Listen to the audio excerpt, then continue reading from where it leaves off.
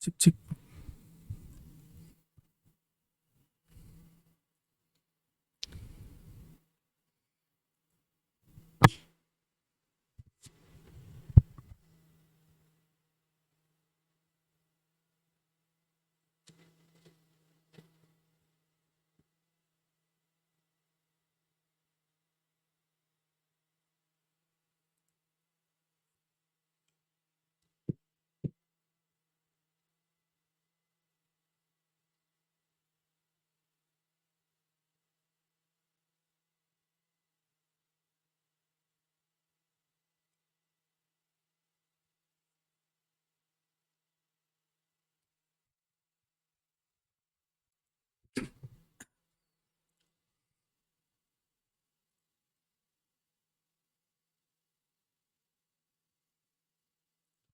Oke, cek.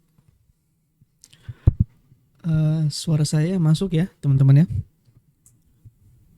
Oke, Bismillah saya mulai dulu. Oke, Assalamualaikum warahmatullahi wabarakatuh. Selamat malam ya, Mbak atau Ibu Anissa, dan selamat malam juga teman-teman yang nanti mungkin menonton tayangan ulang pada pertemuan sinkronus malam hari ini ya. Oke, sebelum kita mulai pertemuan atau diskusi kita malam hari ini, mari kita berdoa terlebih dahulu agar dimudahkan nanti kita diskusi kita ke depannya dan diberkahi ya. Oke, berdoa dimulai.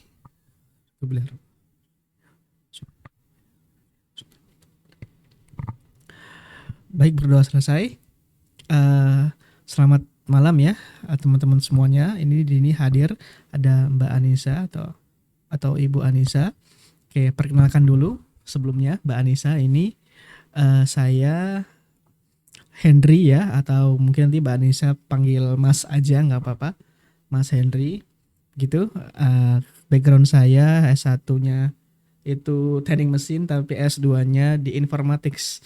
Nah terus kenapa tiba-tiba ada di metaverse kesehatan dan prodi-nya administrasi kesehatan lagi. Nah itu nanti sebelum kita mulai maka lebih enaknya nanti kita perkenalan dulu ya. Nanti juga sebelum ke materi nanti juga enaknya juga sebenarnya kalau dengan apa forum dengan saya itu, forum dengan tutor khususnya dengan saya itu metodenya itu enaknya tuh diskusi gitu Mbak Anissa, dan juga tidak searah kayak pertemuan-pertemuan dosen konvensional begitu ya. Jadi karena kalau menimbang melihat statistik penerimaan mahasiswa barunya di Sibarmu tuh mayoritas pada pekerja, mayoritas sudah best practice di tempat bekerjanya. Bahkan kalau saya, oke ini selamat datang ya Pak Ade. Mungkin izin lagi melanjutkan tadi. Kalau di prodi lain misalnya itu saya banyak ketemukan case-nya mereka tuh udah ada di level level tertentu ya di tempat pekerjaannya, bahkan sudah si level ya CTO, CEO bahkan ya begitu ya di tempat mereka bekerja, dan mereka juga ada yang S3. Bahkan ada yang S3, ada yang S2 hanya ngambil S1 lagi PJJ untuk linearitas. Jadi best practice tempat mereka bekerja tuh itulah salah satu kelebihan teman-teman kuliah di Sibermu ya, yang dimana selain nanti bisa jadi investasi channeling ya, dan juga nanti kita harapkan teman-teman yang best practice di tempat bekerja itu bisa sharing biar tidak ada gap antara materi info atau informasi yang berbasis dengan kurikulum base yang disusun oleh dosen pengampu, juga oleh prakteknya di industri ya, itu gapnya tidak. Jadi kita bisa sama-sama ini selaraskan gapnya di sini di forum ini.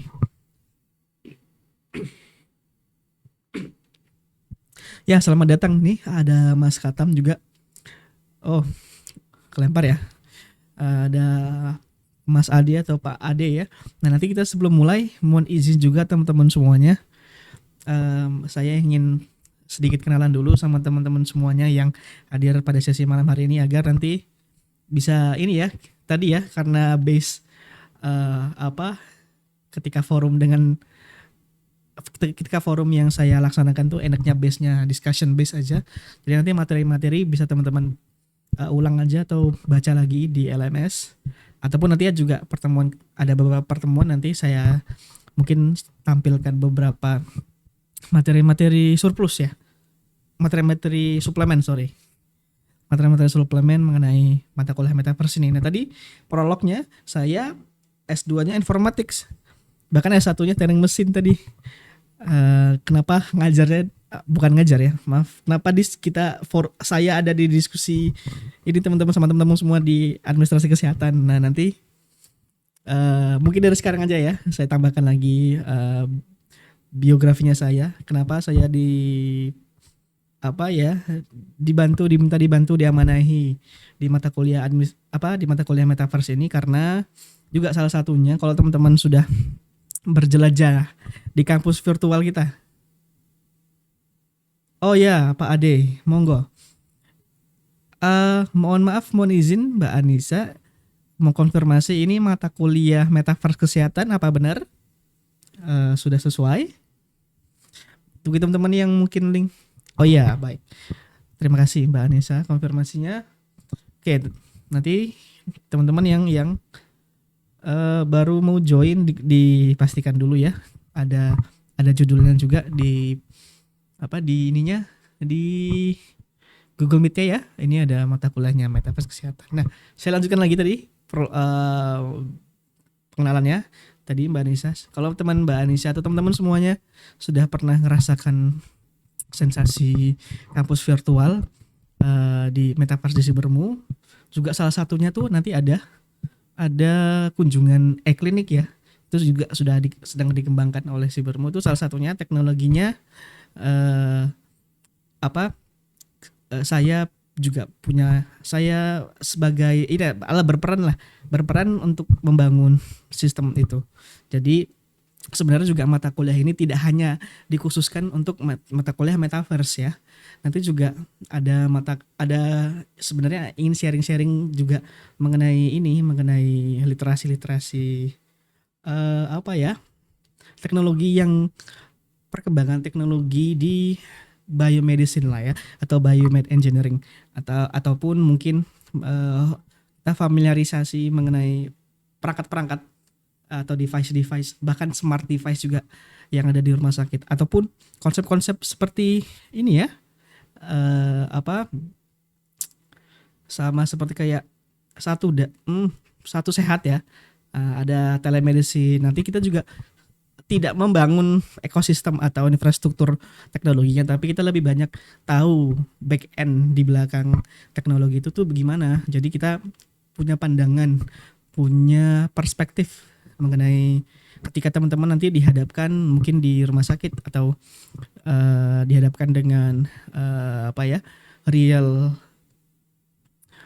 menghadapi pasien atau real di lapangan, ada tambahan inilah ya, suplemen informasi mengenai teknologi-teknologi terbarukan yang ada di ekosistem rumah sakit atau di topik-topik biomedicine begitu. Nah ini mohon izin Mbak Anissa, ini saya tambahkan satu suplemen materinya untuk pertemuan malam hari ini.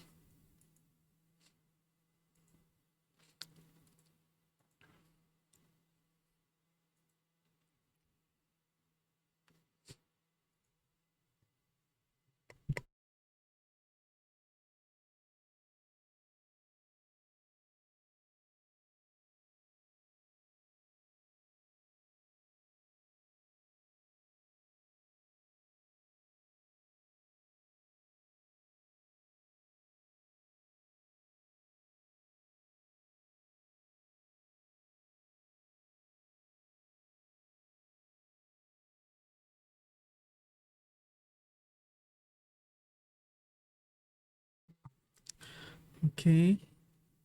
Oke, tapi sebelum kita coba banyak diskusi di pertemuan malam hari ini, mungkin bolehkah saya kenalan dulu dengan Mbak Anissa, mengetahui profiling backgroundnya, apakah sudah bekerja, apakah fresh graduate, mungkin boleh open mic-nya dulu, atau mungkin kalau sedang menyambi bisa juga nanti di kolom chat aja juga nggak apa-apa. biar nanti ketika diskusi. Oke, monggo Mbak Anissa atau Ibu Anissa.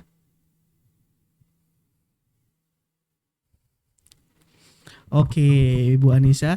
Berarti tapi apakah pernah kuliah sebelumnya begitu? Sudah pernah S1?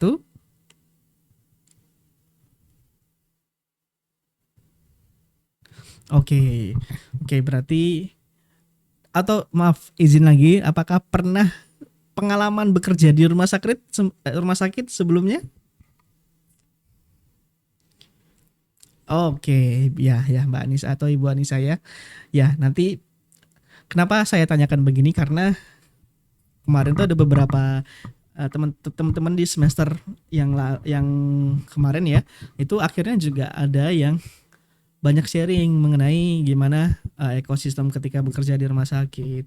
Terus ya apa bahkan jadi channeling juga mereka akhirnya ya bisa apa ya sharing-sharing lah mengenai tadi mengenai lingkungan-lingkungan di rumah sakit itu seperti apa dan best practice ketika menangani pasien BPJS biasanya begitu sih yang banyak diceritakan di forum-forum hari. Tapi ya sebenarnya ini juga tadi ya tidak terbatas hanya kita membahas back end teknologi-teknologi sesuai dengan jadwal mata kuliah, tapi mungkin teman-teman bisa open discussion tentang apapun mengenai uh, ketersinggungannya mengenai mata kuliah metaverse kesehatan ataupun bekerja di rumah sakit secara umum begitu ya. Nah, oke Mbak Anissa ini sebelumnya mungkin kurang kalau misalnya belum familiar mengenai judul metaverse. Ini metaverse nih apa sih? Terus ada apa hubungannya dengan kesehatan gitu juga ya. Nah, ini eh, materi ini tuh adalah materi tambahan. Sebenarnya materi yang sesuai dengan RPL dosennya itu adalah ingin apa ya? Coba kita lihat solusinya ya. Ada beberapa RPL yang ingin sebenarnya dari mata kuliah ini capaiannya. Sebenarnya mata kuliah ini untuk apa sih begitu ya? Terus sebentar coba saya buka OneNote ini.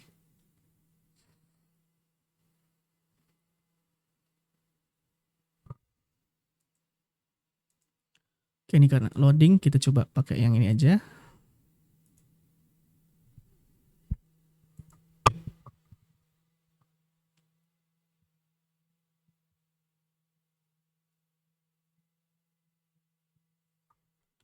Oke, kita share screen dulu.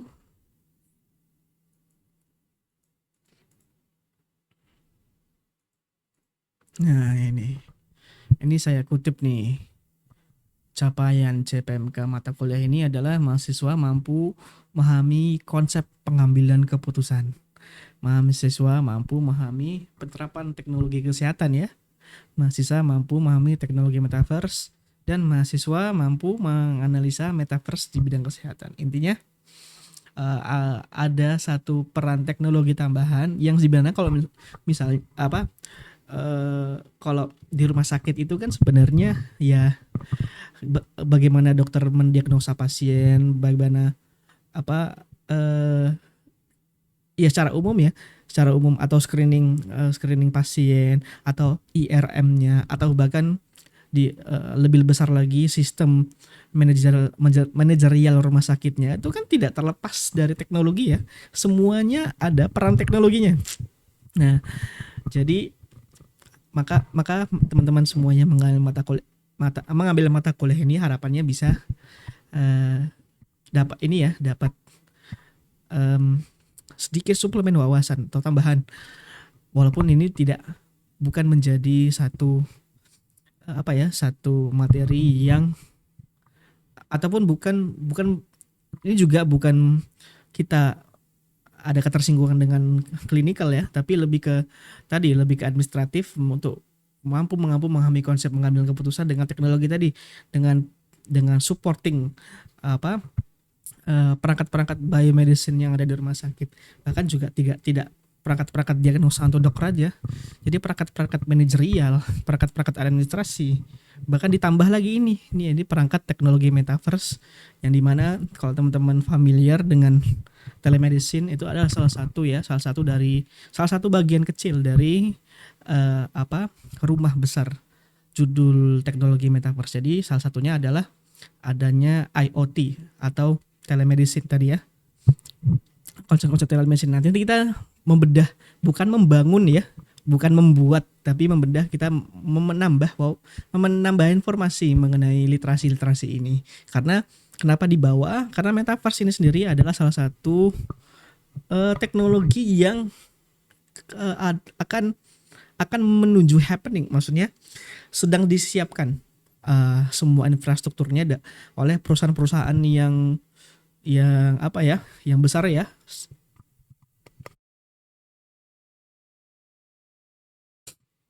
Perusahaan-perusahaan seperti Apple, Google, Facebook itu juga sudah mempersiapkan infrastruktur ini. Nanti metaverse ini apa? Nanti kita coba masuk ke materi ya. Materi suplemennya. Oke, selamat datang ya Pak Andi atau Mas Andi.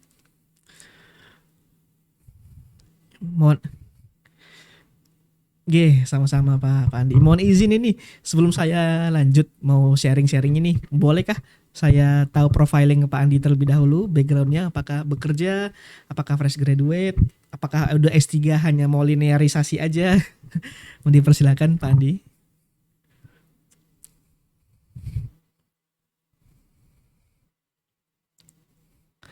Oh baik.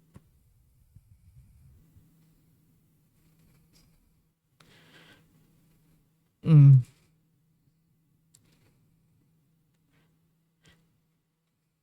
Oh ya, tapi masih aktif kerja di klinik atau rumah sakit Pak Andi?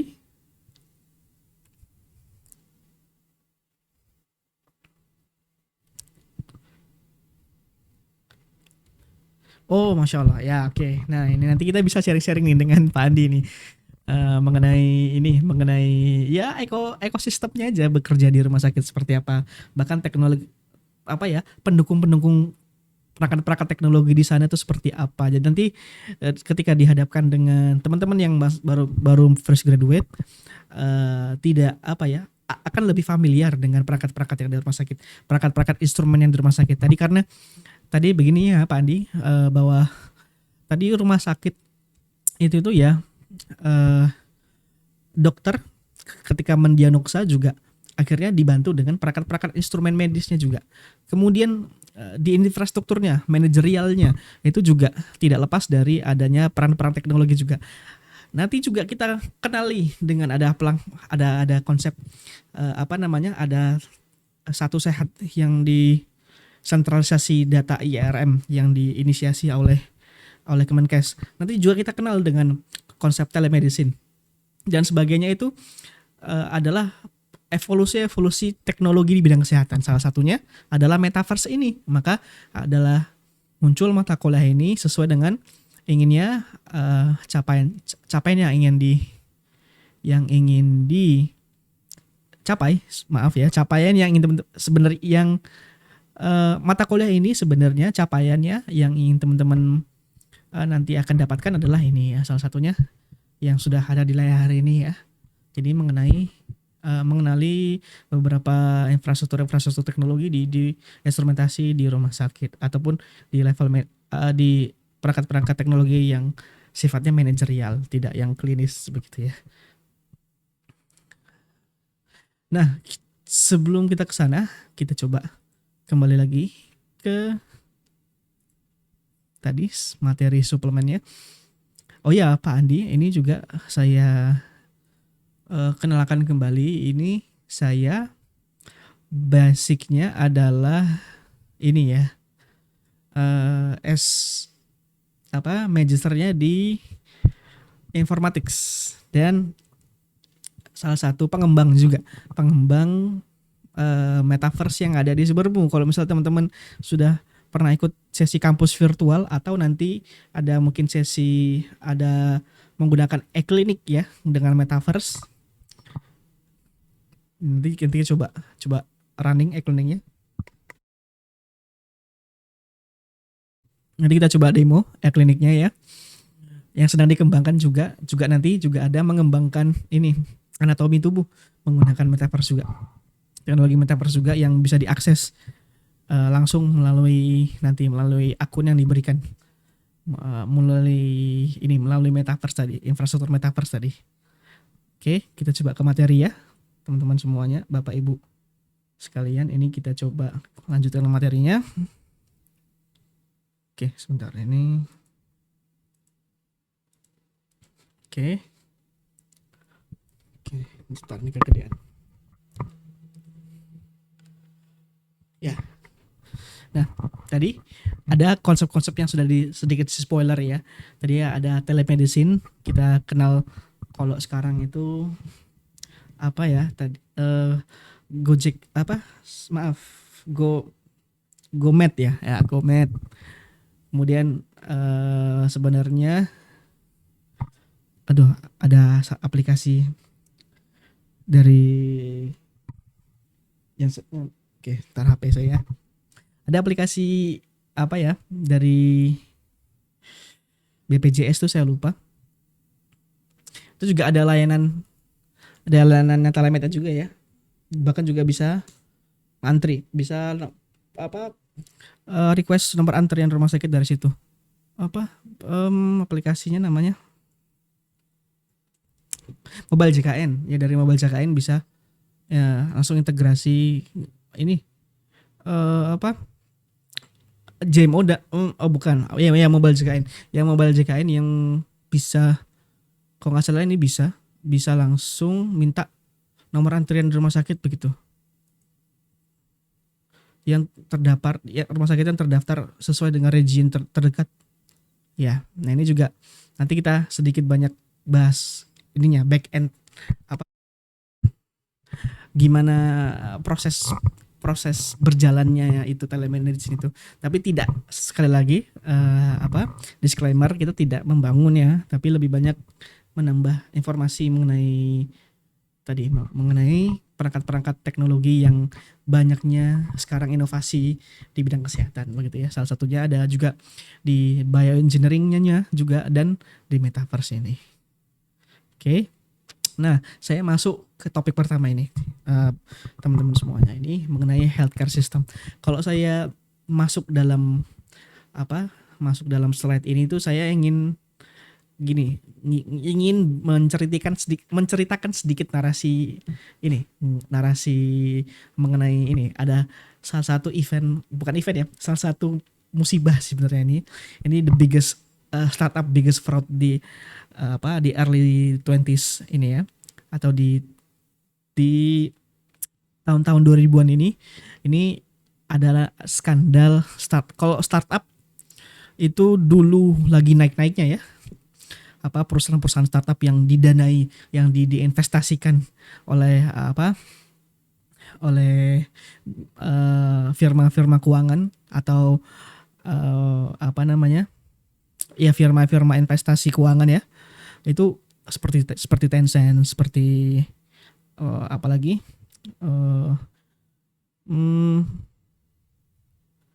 kalau yang Alibaba itu yang kemarin yang terbesar juga tuh investasinya ke Alibaba.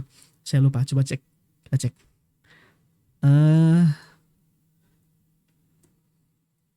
Investor firm. Pokoknya ini yang banyak membeli, yang banyak ada ngasih pendanaan sampai di level gitu yang ada di Silicon Valley ya. Oke, bentar.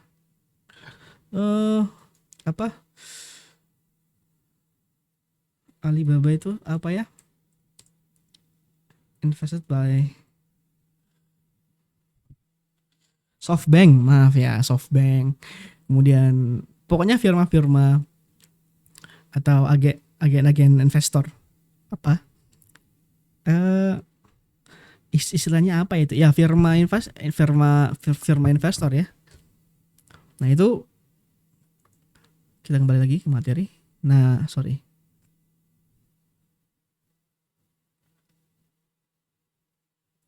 Nah ini Theranos ini di tahun-tahun 2015-an, 2016-an Yang kalau sekarang itu apa ya, yang populer sekarang? Iya, TikTok salah satunya yang populer ya di zaman-zaman era-era startup. Nah, itu TikTok kan baru populer di tahun-tahun bahkan bahkan baru tahun 2019 akhir ya.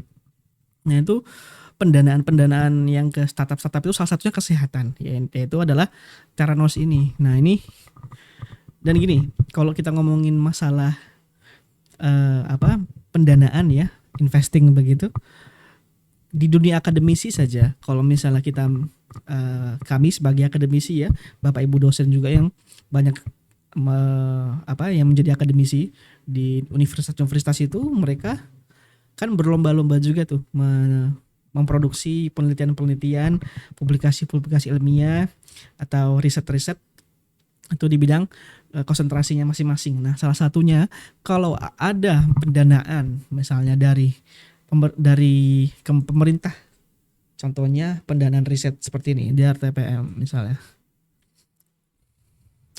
Pendanaan riset bantuan, oke, di RTPM 2024 aja. Misalnya yang udah berlalu ya. Nih.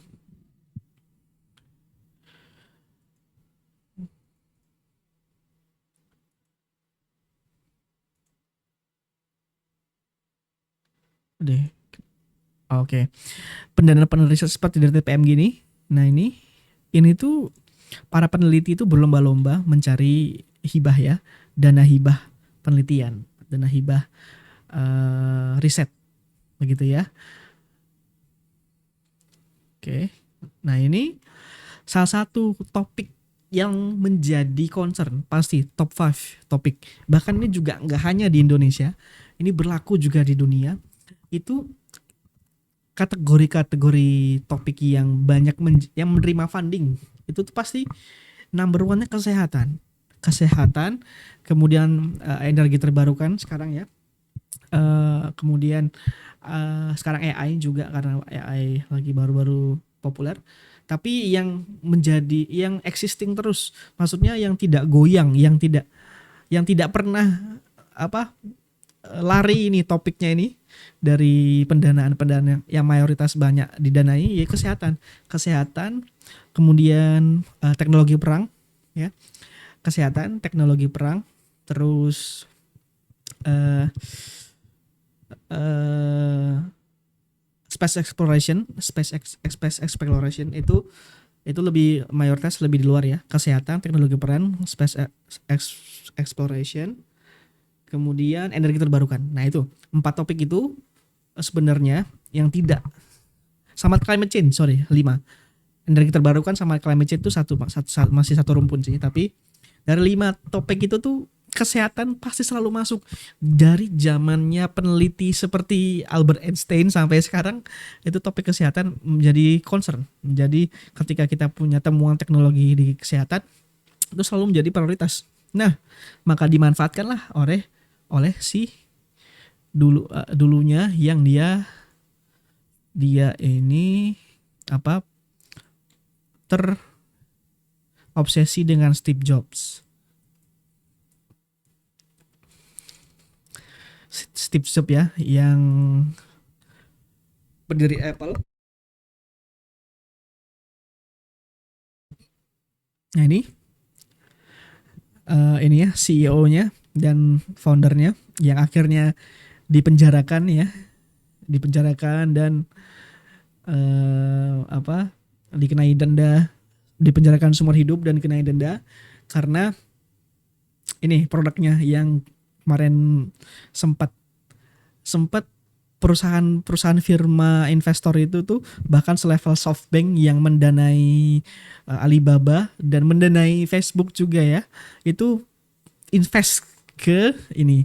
Berarti kan kalau sudah top tier investor yang sudah invest ke satu produk yang kita tawarkan, startup yang tawarkan, berarti itu akan menjadi happening, biasanya ya pasti nggak mungkin lah ya blueprint atau laporan keuangan atau blueprint teknologi yang ditawarkan itu aneh, nggak mungkin kan. Bahkan sampai selevel investor pun akhirnya mendanai besar-besaran juga. Tapi akhirnya bukan terindikasi lagi, tapi memang sudah dinyatakan fraud atau penipuan. Penipuan. Nah ini sebenarnya produk ini tuh seperti screening riwayat kesehatan. Itu kalau kita kan mau screening di lab itu kan harus nunggu ya, harus nunggu di lab berapa hari, dan kita harus ke rumah sakit ya yang punya alat lab screening lengkap riwayat kesehatan kita ya. Nah dengan Theranos ini idenya adalah dia ingin buat ingin membuat screening tes tubuh kita tuh ada di drugstore terdekat, seperti kayak kita kayak Kimia Farma ya, atau kayak K24. Nah itu pengen diinstalkan ini device-nya di sana, terus ambil sampel darah. Makanya ini narasinya droplet ya, sampel darahnya tuh nggak banyak, bahkan hanya droplet sedroplet ini nih.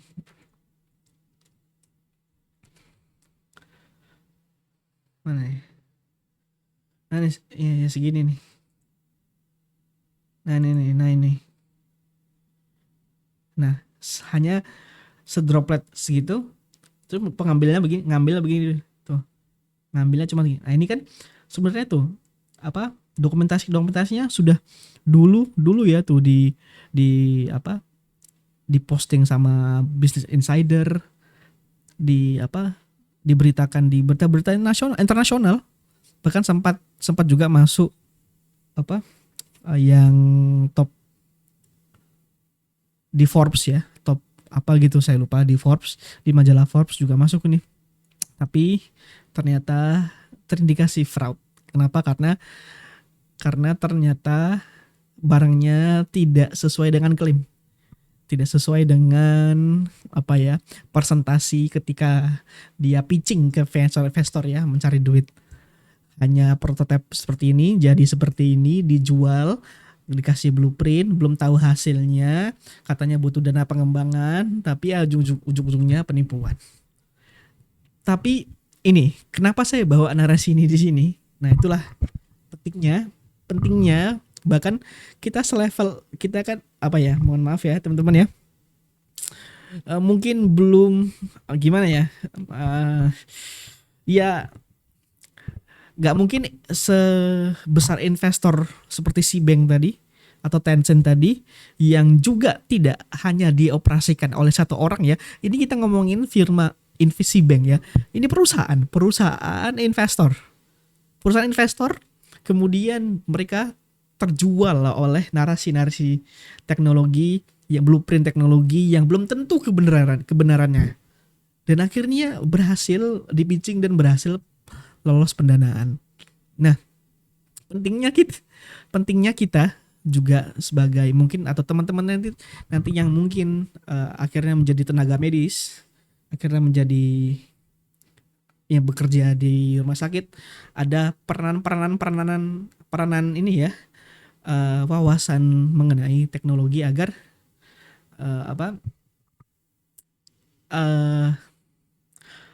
agar menciptakan good governance yang baik ke masyarakat. Karena memang produk yang kita bicarakan sekarang ini ya, usernya tuh manusia, sesama manusia ya. Jadi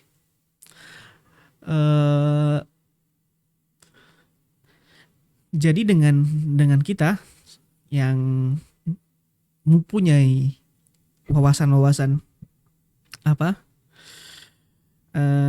mengenai teknologi yang di belakang di rumah, apalagi teman-teman yang menjadi tenaga medis di rumah sakit, diupayakan menciptakan ekosistem good governance yang baik begitu, untuk tidak terjadinya lagi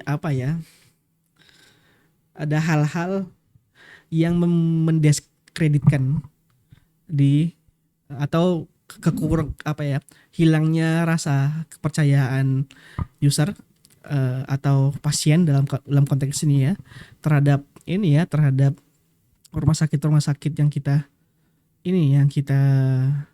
percayakan gitu ya kan. Bahkan juga sempat ada narasi di mana kalau kita kalau pengen berobat gitu atau pengen operasi gitu, kita adalah beberapa kalangan ya yang masih skeptis dengan kondisi eh, apa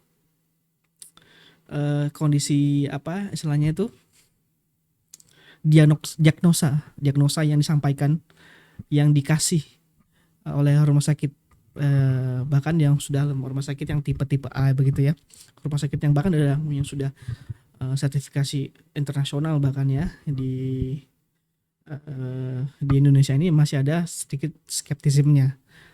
Bahkan juga sempat juga saya dapat informasi kalau kita jangan berpatokan hanya pada satu rumah sakit ini aja, harus kalau mau mendapatkan diagnosa coba tes di rumah sakit ini A B C, baru kita bisa mendapatkan diagnosa yang ya kita bisa menyimpulkan sendiri. Nah, maksudnya dengan ini sebenarnya motivasi itu teman-teman semuanya, siapa tahu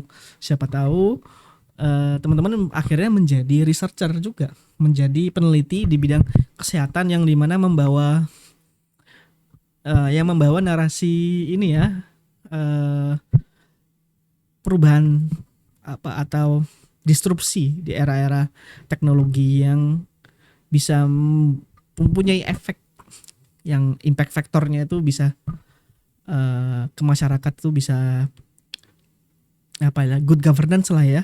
Karena kemarin juga bahkan COVID ya, dulu kan COVID kita nggak percaya tuh jenis-jenis COVID yang diproduksi di Indonesia. Nah itu dengan dengan narasi yang kita ceritakan seperti ini, itu harapannya kita coba sama-sama belajar, mungkin diawali dari mengenali fundamental teknologi di belakang ini, siapa tahu bisa menjadi motivasi teman-teman menjadi researcher yang handal nanti ya. Kita kan tidak pernah tahu ya masa depan kita masing-masing begitu.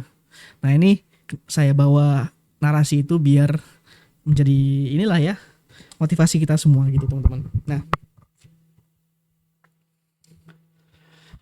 tadi kalau kita tadi sempat spoiler dikit, ada satu teknologi yang namanya telemedicine begitu ya, atau infrastruktur istilahnya enterprise resource planner untuk rumah sakit misalnya. Nah ini salah satu teman-teman healthcare, salah satu back end atau teknologi di belakang ini, teknologi di belakang telemedicine yang teman-teman sering familiar ya dengan konsep konsep yang bisa tidak di level diagnosa secara klinis tapi bisa konsultasi secara online misalnya gitu ya. Tapi tidak hanya terbatas konsultasi saja, bisa ini. Kalau misalnya saya lihat di sini, sebentar saya coba contohkan ya. Oh ya, nah ini nanti di sini ada di sini contohnya. Tapi saya coba bukakan dulu ininya. Oke, nah ini contohnya. Ini salah satu contoh telemedicine di level yang mungkin saya belum tahu sih. Saya belum punya pengalaman juga, dan jangan sampai kita juga ini ya menjadi salah satu calon pengalaman yang harus akhirnya menggunakan telemedicine ini tuh untuk rehabilitasi di rumah. Nah ini sebenarnya seperti ini perangkat rehabilitasi yang dengan konsep telemedicine tadi ya. Jadi telemedicine tidak hanya konsultasi di GoMed, tapi bisa juga konsep telemedicine ini dipakai untuk telemetri data atau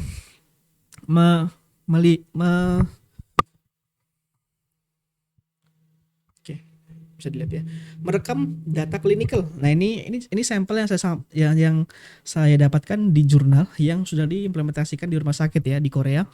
Ini clinical data rekam medisnya pasien itu bisa dinamis dan dokter juga bisa memantau proses rehabilitasinya di rumah. Maka dengan infrastruktur ini seperti ini biasanya akan pasti lebih mahal ya. Nah ini salah satu contoh tadi telemedicine itu gimana dia kerjanya ya begini teman-teman. Kalau di back endnya, kalau kita sebagai apa point of view-nya kita sebagai pengembang atau researcher alat instrumentasi medis atau researcher tadi ya sistem dengan telemedicine ini kurang lebih seperti ini kerjanya tuh dengan infrastruktur yang namanya edge computing ya, deep learning atau ini sebenarnya pembelajaran mesin. Kalau sekarang kan sudah AI. Nah ini sebenarnya telemedicine yang konsepnya tadi rehabilitasi perangkat-perangkat device rehabilitasi tadi yang menggunakan konsep telemedicine itu biasanya diinjekkan dengan algoritma deep learning atau yang semi AI. Walaupun dulu ini narasi deep learning ini atau edge ini sudah ada ya di jurnal-jurnal sebelum populernya ChatGPT. Sebenarnya AI itu sendiri teman-teman sudah terkenal sekali di tahun 2000-an. Atau sebenarnya bahkan kalau kita lihat timelinenya itu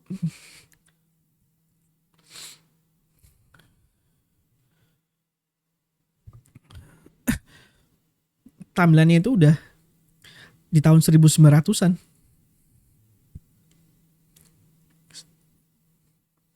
Coba saya carikan.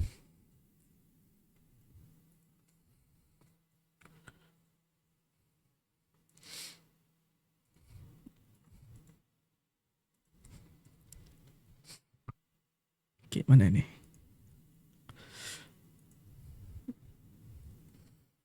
Nah ini ya. Kelihatan ya. Nah itu sudah diteliti di tahun 1952. Sebenarnya ini terlalu ekstrim ya. Ini maksudnya nih era komputasi, era logika IC, transistor IC itu dikembangkan tuh di zaman perang. Makalah kalau ada riset-riset pendanaan, teknologi perang juga menjadi salah satu concern karena dari teknologi perang dan space exploration kita banyak sekali dapat manfaatnya itu seperti kayak ada microwave di rumah, wifi, bahkan jaringan 3G 4G itu semuanya hadir teknologi itu urgensinya gara-gara peperangan. Dan kalau di rumah sakit concernnya ya itu ya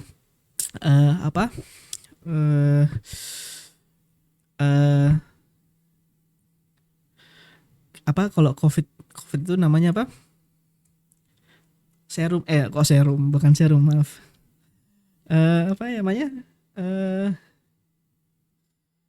Kalau cacar itu loh. Cacar terus gimana, Pak? Gimana, Pak Andi? Maaf. Apa namanya, Pak? Saya lupa ya, Pak. Apa istilahnya, Pak? Aduh. Vaksin. Iya, ya ampun. Vaksin ya. Adanya virus teknologi perang, saya lupa itu historinya kenapa ada vaksin. Karena ada kejahatan genosida yang dilakukan di zaman peperangan dunia kedua. Nah itu akhirnya ditanggulangi dengan vaksin. Maka muncullah vaksin-vaksin beragam sampai sekarang. Nah urgensi tadi ya, dari urgensi kesehatan yang bersinggung dengan perang, kemudian space exploration, kesehatan, nah itu pasti selalu menjadi concern. Maka teknologi di bidang kesehatan sebenarnya pasti menjadi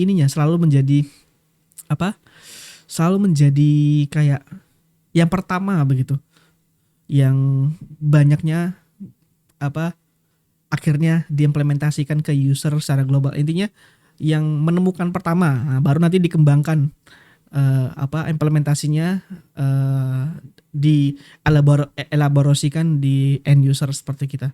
Nah, salah satunya metaverse ini, teman-teman. Adanya urgensi kekurangan tenaga medis di area 3T misalnya. Sebenarnya itu awalnya untuk itu ya, urgensi awalnya telemedicine itu yang yang pernah saya baca literasinya adalah menjangkau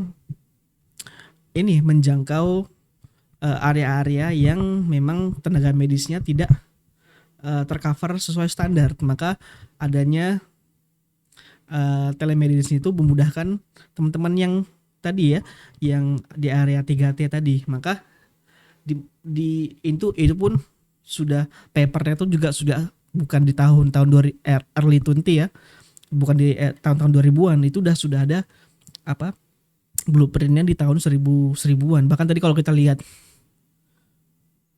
timelinenya tadi mana? Timelinenya ini dari 2000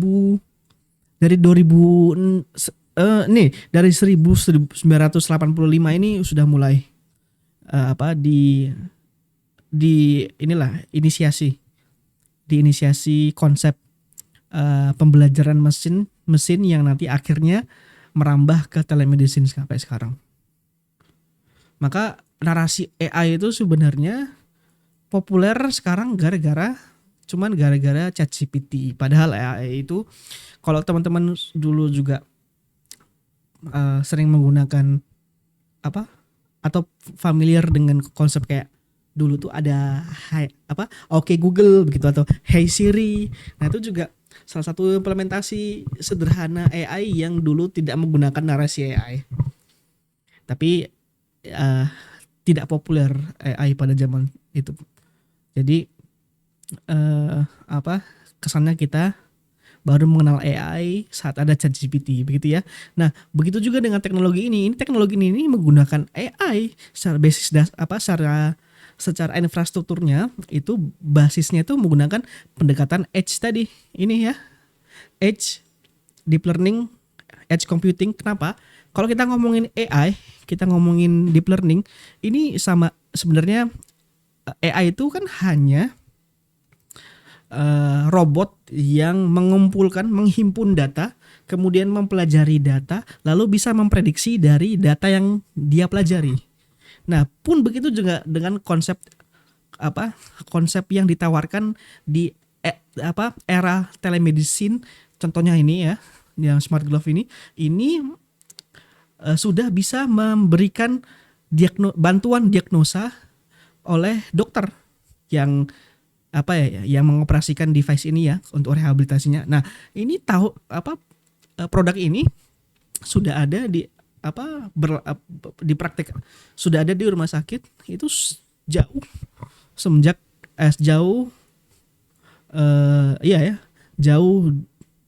di tahun berapa nih?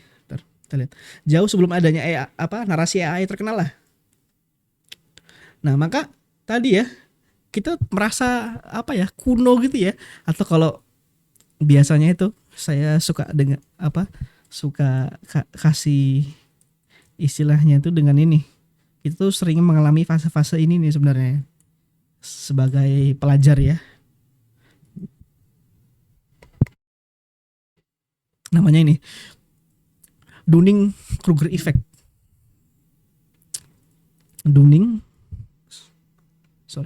Salah ini.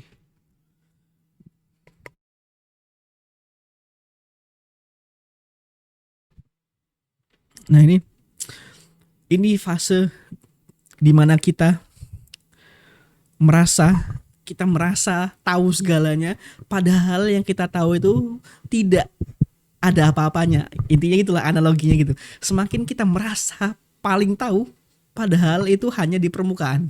Nah, ini fase-fase Dunning-Kruger effect ini selalu menjadi tamparan lah buat saya pribadi, jadi motivasi lah bahwa sebenarnya yang kita tahu itu sebenarnya kita cuman tahu di permukaan dan hanya baru tahu aja, padahal konsep ini tuh sudah diimplementasikan di rumah sakit jauh sebelum AI sekarang menjadi populer gitu ya.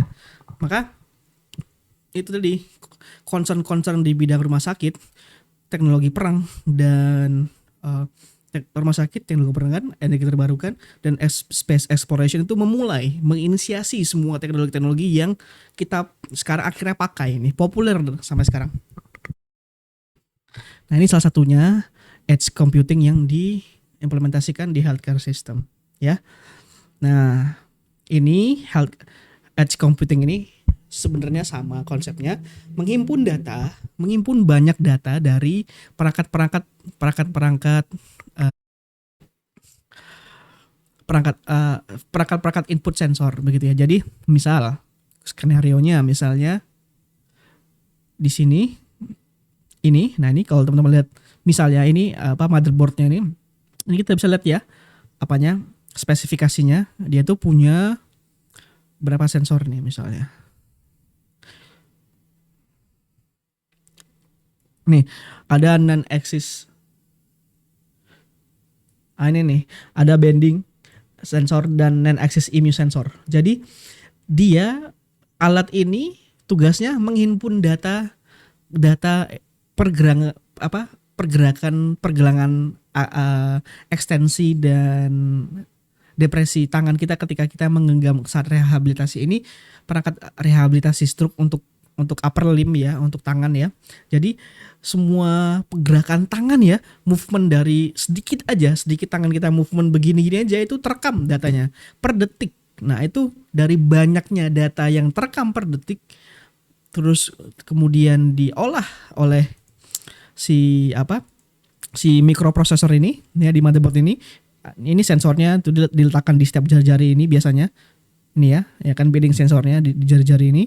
Ini pergerak atau di ininya di pergerakan tangan. Setiap pergerakan tangan per detiknya itu dihimpun datanya. Datanya apa yang bisa dihimpun?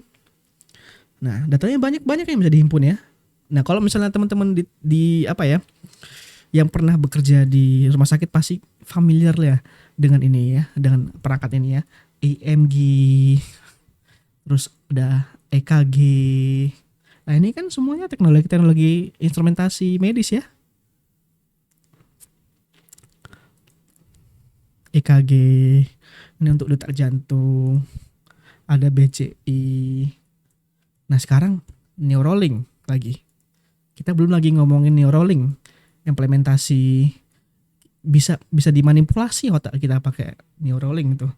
Nah, tuh tengok tuh, teknologi bidang kesehatan pasti selalu unggul duluan. Maka teman-teman sejatinya, teman-teman yang harus update literasi paling awal ya teman-teman yang bekerja di tenaga kesehatan, karena memang urgensinya sangat besar. Dan itu belum lagi ngomongin Neuralink ini si Elon Musk ini ya, bisa dimanipulasi tuh perseptron otak kita tuh, setiap pokoknya bisa di-get datanya. Nah, itu gimana coba kita mikirnya, kita aja nggak bisa ini nih, kita nggak bisa ini ya. Ini mungkin agak maaf ya, ini agak raw gambarnya, tapi gimana coba kita bisa membayangkan otak kita tuh bisa dikontrol gitu, bisa diambil datanya gitu. Nih, teknologi bidang kesehatan pasti akan lebih maju, pasti akan lebih advance. Nah, ini ya EKG, MKG. Nah, maka ini juga tadi ini ada EKG, EMG tadi itu dihimpun datanya, kemudian ditelemetrikan. Ini tuh maksudnya ditelemetrikan di dashboard begitu ya. Nanti dokternya tuh bisa menghimpun data, mendapatkan data pergerakan tangannya atau activity daily living si pasien itu setiap detiknya, lalu bisa didiagnosa oleh dokternya di rumah atau dimanapun dia berada. Maka konsep ini semuanya sensor ya. Ini tadi kalau teman-teman lihat di sini ada sensor ya. Kemudian ada TinyML atau machine learning tadi adalah otak si prosesornya mempelajari dari banyak data tadi.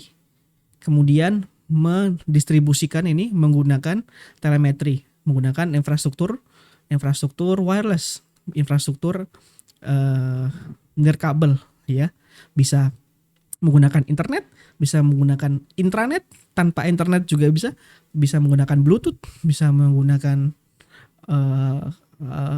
kalau di dunia kesehatan sedang dikembangkan menggunakan namanya ini LoRa.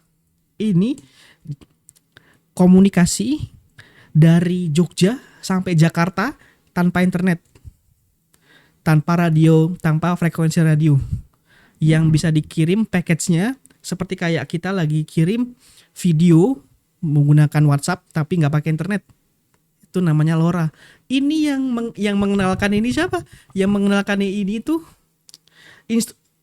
saya lupa nama instrumen medisnya. Salah satu vendor instrumen medis. Saya lupa. Salah satunya pokoknya yang papernya yang mengeluarkan adalah si perusahaan yang di bidang kesehatan itulah ya, yang bisa mentransmit data tanpa internet, tanpa ada infrastruktur internet ya, yang menggunakan tower kalau internet itu menggunakan biasanya pakai tower internet itu pakai apa namanya? Bentar, saya lupa namanya. Namanya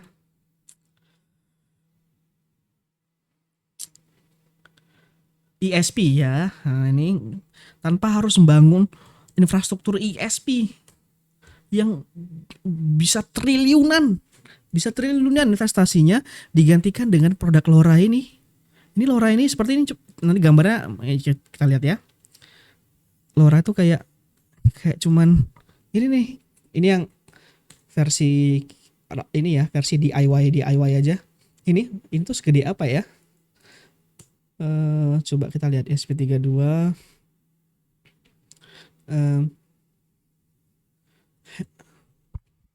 Real size gitu ya. Ini ya Allah, ini nggak lebih besar dari kartu ATM kita loh Bapak, teman-teman semua. Nah ini nih, ya Allah segini. Ini bisa mentransmit data sampai 1 kilometer ini. Nah kalau misalnya yang sampai antar negara, antar kota, itu bisa pakai misalnya ini.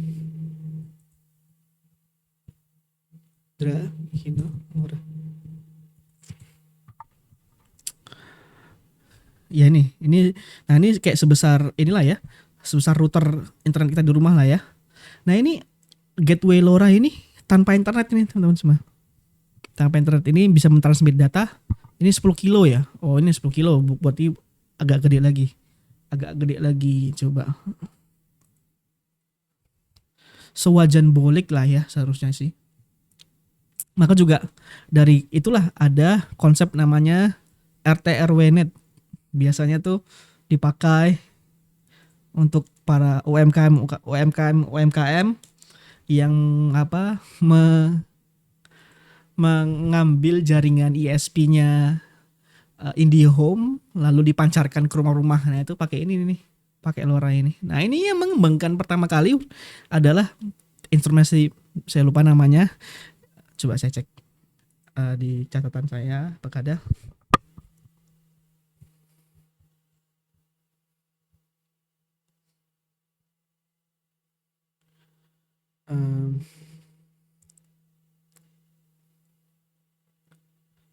Oke, saya lupa, nanti coba saya sematkan ya. Intinya itu tadi, teknologi di rumah sakit pasti selalu menjadi temuan-temuan yang pertama.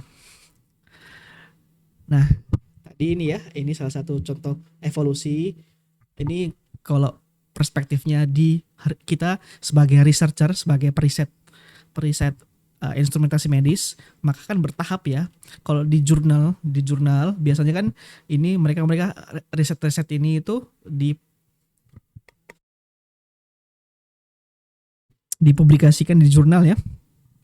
Nah, itu jurnal kesehatan itu biasanya kita kalau sebagai researcher tuh teman-teman, point of view-nya kita tidak harus membuat satu teknologi itu langsung jadi plug bagus gitu, enggak. Itu pasti bahkan di kalau di bukan community ya, istilahnya apa ya kalau di asosiasi author begitu, itu malah menjadi pertanyaan apakah nih legit atau enggak nih. Pasti enggak dikatakan legit kalau misalnya produk itu tiba-tiba wah gitu, tiba-tiba jadi bagus begitu.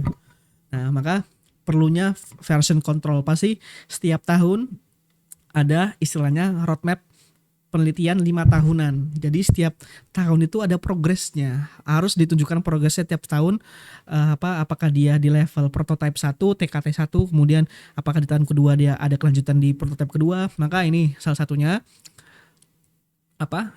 Level-level ya. Saat penelitian itu biasanya diawali dengan prototype, kemudian diawali dengan apa?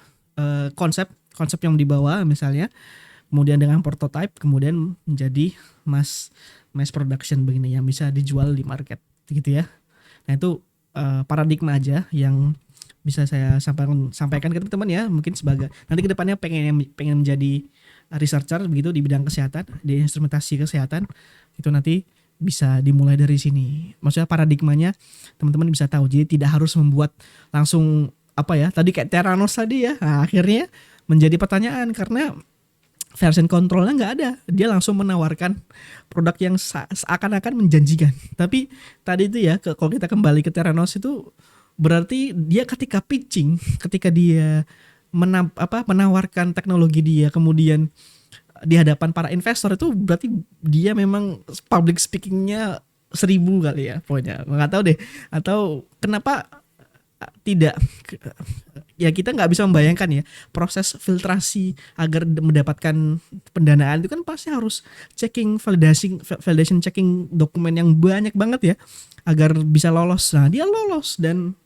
akhirnya sekarang terbukti penipu. Maka ya itulah ya kejamnya kalau teman-teman apa berkecimpung di riset di bidang kesehatan. Peluangnya banyak tapi akhirnya gara-gara banyak insiden yang banyaknya fraud, akhirnya mempertebal lagi ininya apa administrasinya, mempertebal lagi syarat-syarat yang agar dia bisa lolos pendanaan ataupun bisa mass production begitu. Nah maka banyaknya layer-layer apanya ya, hukumnya ya, proteksi hukum legalnya tuh akan menjadi susah juga. Nah intinya begitu ya. Nah ini juga tadi kita sudah sampaikan, ini dia bahkan juga bisa interaktif, tidak hanya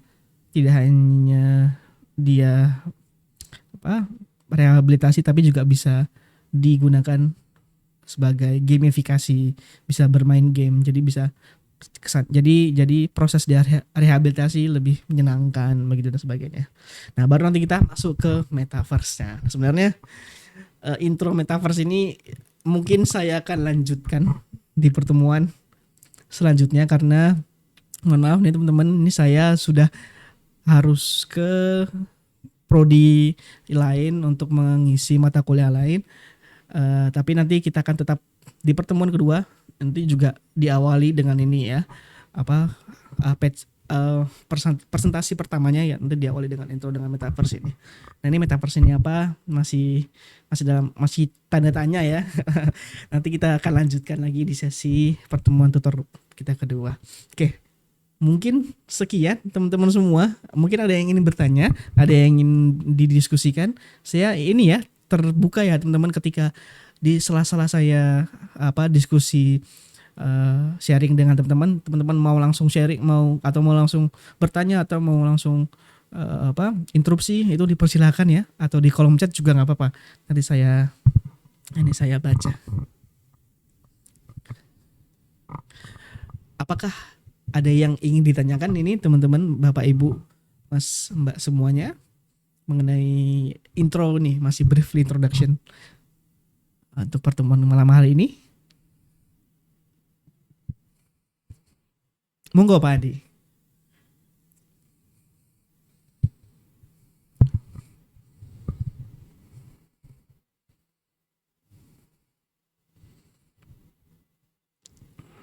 Ya.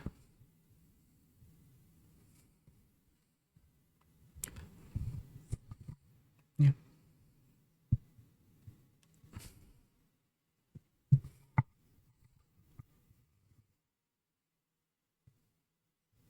Oh ya.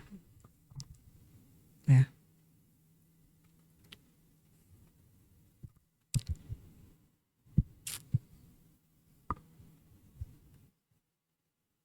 Ya.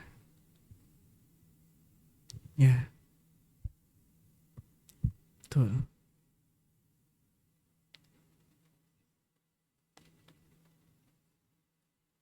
Ya,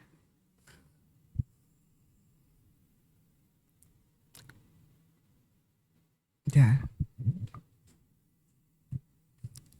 ya, ya. Wah, terima kasih banyak nih Pak Andi atas pertanyaannya ya, yang sebenarnya menjadi tanggung tanggung jawab saya untuk menjelaskan materi metaverse ya, yang belum sempat kita jelaskan juga untuk pertemuan malam hari ini ya. Kita tapi nggak apa-apa, saya spoiler dikit untuk mengenai metaverse ini apa maksudnya tujuan mata kuliah ini tadi untuk apa-apa, ketersinggungan dengan metaverse, apakah ini metaverse ini apa operasi jarak jauh itu sama dengan metaverse, dan apakah apa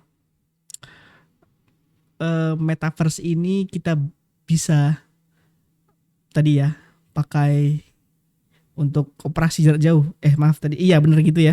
Nah nah gini Pak Adam, Pak Andi maaf, metaverse ini adalah satu topik besar dari teknologi-teknologi yang kita jelaskan tadi. Salah satunya ada telemedicine. Nah, tadi yang konsep konsep telemedicine itu tidak hanya tidak hanya satu rehabilitasi jarak jauh atau konsultasi jarak jauh, bahkan bisa operasi jarak jauh. Ini menggunakan ini nih infrastrukturnya nih tadi yang kita diskusikan sama-sama, menggunakan edge computing tadi, yang dimana di dalamnya itu infrastrukturnya ini kita point of view-nya menjelaskannya sebagai end user saja, bukan sebagai developer. Kalau mau nanti mengoprek-ngoprek sebagai developer, nanti saya juga terbuka ya, kita bisa diskusi di luar materi. Intinya ini perangkat-perangkat edge computing ini adalah infrastruktur yang digunakan tuh untuk bisa terjadinya tuh apa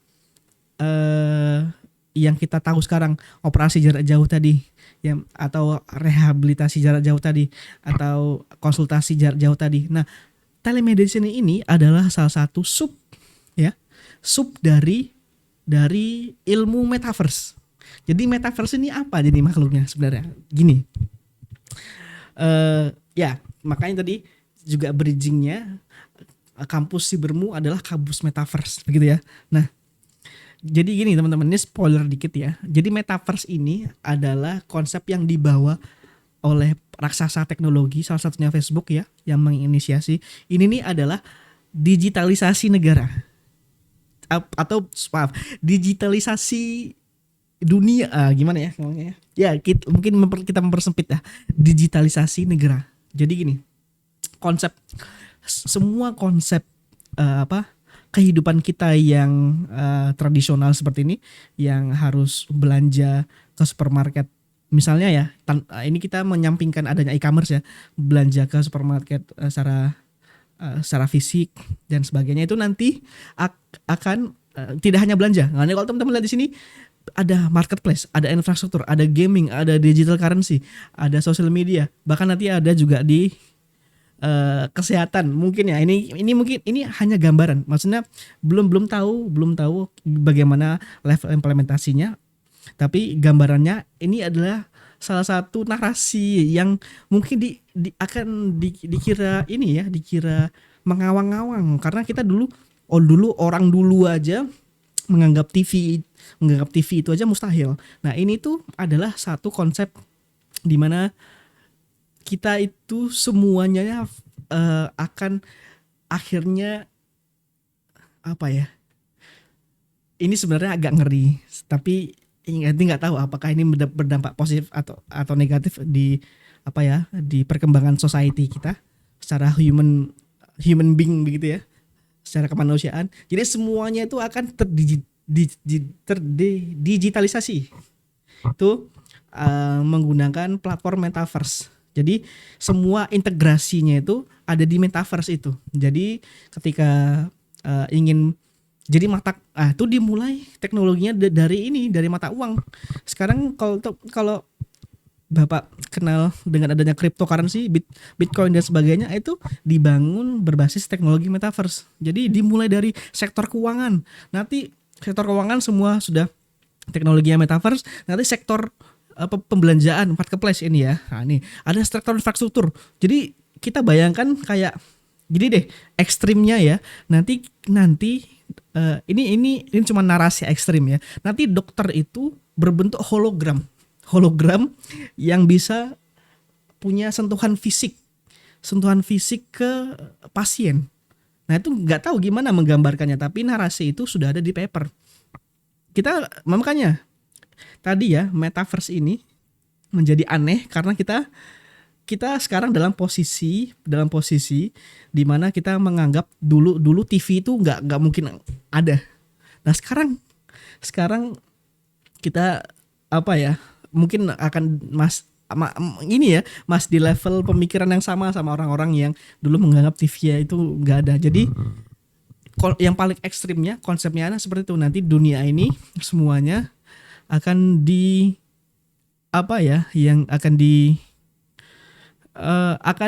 terdigital, akan terekam semua data. Jadi dengan pusat data yang dikelola oleh metaverse tadi. Nah maka dan narasi metaverse inilah narasi private sector, tidak mau tersentralisasi. Makanya ada konsep desentralisasi di bidang kripto. Makanya kripto ini atau keuangan digital ini tuh ya Bitcoin, ya Ethereum atau keuangan kripto lainnya itu pasti konsepnya desentralisasi. Nggak mau ada satu sektor government atau siapapun yang mengelola, semuanya harus mengelola. Maka kalau teman-teman mempelajari konsep keuangan di kripto itu tuh nggak ada namanya konsep bank, nggak ada yang nyetor uang, nggak ada namanya bank A B C D E yang data uangnya itu ada di bank A. Semua data itu terbuka, open ledger, desentralisasi, semuanya bisa mengakses datanya. Nah itulah konsep narasi yang dibangun di era metaverse yang diawali di sektor keuangan. Sektor yang lainnya juga udah merambah, sektor marketplace, sektor ini ya, sosial dan entertain. Itu sudah ada yang namanya ini Vision Pro, Apple Vision Pro, atau kalau di sebermu tuh pakai ini ya, pakai Quest. Ini Nah ini hanya medium ya, hanya medium. Sementara implementasinya masih begini. Nanti kita kan kedepannya full hologram. Narasinya kan seperti itu. Sementara mediumnya metaverse hanya digunakan menggunakan perangkat medium ini. Kalau teman-teman pernah, sebenarnya ini ya yang paling gampang menganalogikan metaverse tuh kayak teman-teman kalau pernah nonton Blade Runner, ya itulah yang ini, coba nonton aja ini. Ya inilah apa ya istilahnya ya. Ya ini bisa dibilang positif atau negatif, ini saya nggak tahu ya. Apakah kita kedepannya akan mencekam seperti, maksudnya gimana ya? Dengan teknologi yang semakin canggih justru malah semakin mencekam, bukan semakin membantu kita. Tapi ya intinya ini potret yang apa ya, yang mungkin bisa menggambarkan metaverse di tahun yang akan datang tuh. Dunia tuh akan begini tuh, dunia tuh akan menjadi begini tuh ya di sini, di film ini misalnya ya. Ini sih, ini agak ekstrimnya aja sih, karena film-film itu kan biasanya ekstrim ya, menggambarkan situasi-situasi tertentu. Tapi rata-rata ya film-film itu juga akhirnya ya satu demi satu juga ada beberapa film yang dulunya fiksi ternyata sekarang beneran juga. Ya misalnya kayak ini ya. Dulu nah ini di tahun 2015 misalnya. 2013. Nah ini nih persis sama plek ketiplek menjelaskan apa kondisi tahun sekarang, yang ada AI yang namanya ChatGPT yang bisa menjawab semuanya yang mau kita tanya, bahkan bisa ngobrol sama kita secara personal. Ini film ini yang tahun 2013 lalu. Maka itulah teknologi yang kita nggak bisa gambarkan itu loh. Kita nggak mungkin lah, ini aneh banget masa begini. Nah kalau raksasa teknologi seperti Facebook dan Apple yang memulai, maka kita nggak bisa membantah. karena mereka juga sudah mengamini kondisi seperti itu. Nah, nanti kondisi-kondisi metaverse yang di bidang kesehatan lah nanti yang kita banyak lebih diskusikan di mata kuliah ini seperti itu.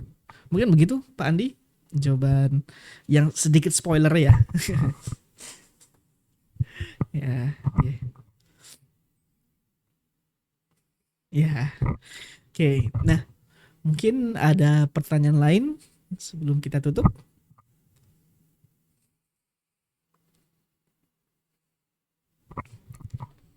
Oke, saya asumsikan cukup ya teman-teman semuanya ya.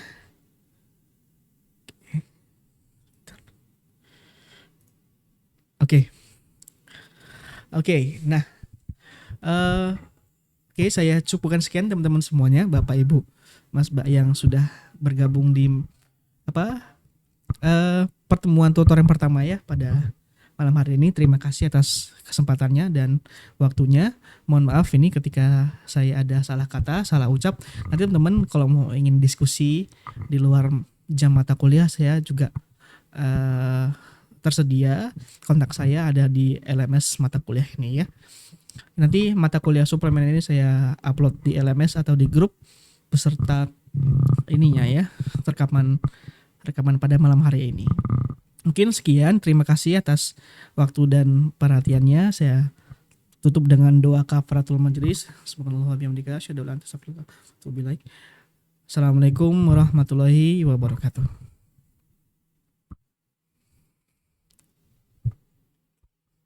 Ya, sama-sama Mas Bapak Ibu semua. Waalaikumsalam. Terima kasih. Sama-sama Ibu.